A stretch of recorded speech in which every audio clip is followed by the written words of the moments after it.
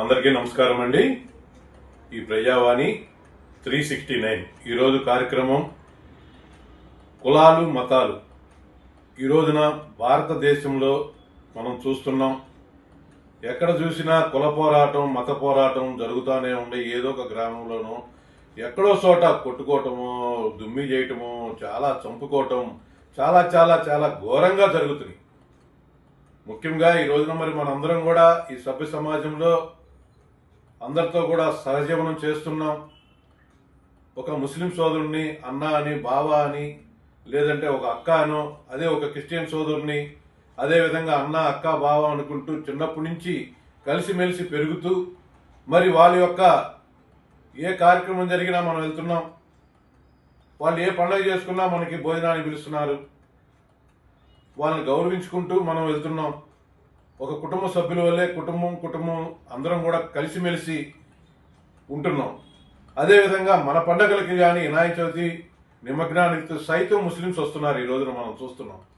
మరి ఈ విధంగా మనం ఈ యొక్క చరిత్ర తిరగేసుకుంటే పూర్వం మన పెద్దలు ఒక పని చేయాలి అంటే, మంగళ పని చేయాలంటే మంగళవారు ఉండాలి, అలాగే చెప్పులు కుట్టాలంటే ఫలానా చెప్పులు కుట్టే కులం ఉండాలి, అలాగే ఒక కంసాలి. ఆ విధంగా వారు అన్నీ కూడా సమకూరుస్తూ, ఒక కులం లేదు, ఒక ఆడ మగే కులం అంటే అలా సమకూరుస్తూ మనకి ఒక చక్రబంధం లాగా వాళ్ళు మనని పాలించుకుంటూ ఈ రోజున మరి అన్ని కులాలని అన్ని మతాలని గౌరవించుకోవాలి.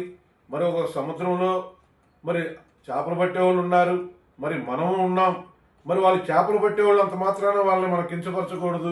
మరి అదేవిధంగా మనకి చెప్పులు కుడుతున్నంత మాత్రాన వాళ్ళని కించపరచకూడదు.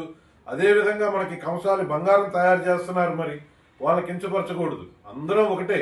రావి చెట్టుకుండా ఆకు కానీ రేగి చెట్టుకుండదు, రేగి చెట్టుకుండా కాయి చింత చెట్టుకుండదు, చింత చెట్టుకుండా కాయి మామిడి చెట్టుకుండదు.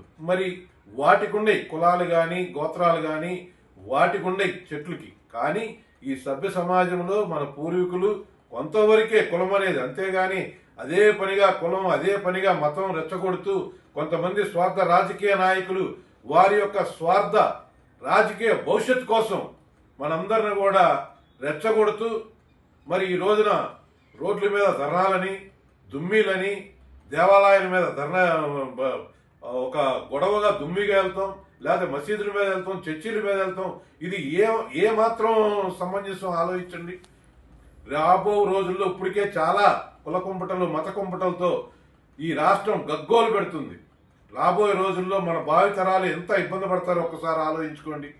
దయచేసి ఈ కుల పెద్దలు కానీ మత పెద్దలు కానీ సమన్వయం పాటించి ఒక సమస్య వచ్చినప్పుడు కానీ, లేదంటే అక్కడ ఒక సిచ్యువేషన్ క్రియేట్ అయినప్పుడు కానీ మన కుల పెద్దలు కానీ మత పెద్దలు కానీ అక్కడ చేరి ఇరువురిని పిలిచి కూర్చోబెట్టి గౌరవంగా, అయ్యా ఇలా తప్పు, ఇలా ఉండకూడదు, మనం ఇలా బతకాలా, ఇలా ఉండాలా, ఇలా చేసుకోవాలని చెబితే ఈ మత గొడవలు కుల గొడవలు ఎక్కడా కూడా ఉండవని నా యొక్క అభిప్రాయం. అదేవిధంగా ఈ రోజున మనం చూస్తున్నాం, మరి ముస్లిం చనిపోతే కూడా మనం మోస్తున్నాం, మనం చనిపోతే కూడా ముస్లిమ్స్ వచ్చి మోస్తున్నారు. మరి బ్లడ్ ఇస్తున్నాం, వాళ్ళ బ్లడ్ మనలోకి వస్తుంది, మన బ్లడ్ వాళ్ళలోకి ఇస్తున్నప్పుడు మరి మనం ఇంకా కులం మతం అని చెప్పి చంపుకుంటా పొడుచుకుంటా మరి ఏ విధంగా మనం ఈ సమాజంలో ముందుకెళ్తున్నాం?